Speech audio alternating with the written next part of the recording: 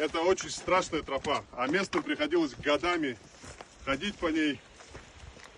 Просто оцените, посмотрите, какая пропасть здесь. Здесь, если сорвешься, не дай Аллах, то все, с концами. Как говорят юждаги, кутахана будет. Вот это и есть легендарная, знаменитая Хушетская тропа. И, к счастью, у них теперь есть дорога. Осталось ее просто взять на баланс. Это уже за государством дело. И тогда у людей вообще проблем, по крайней мере, с дорогой быть не должно.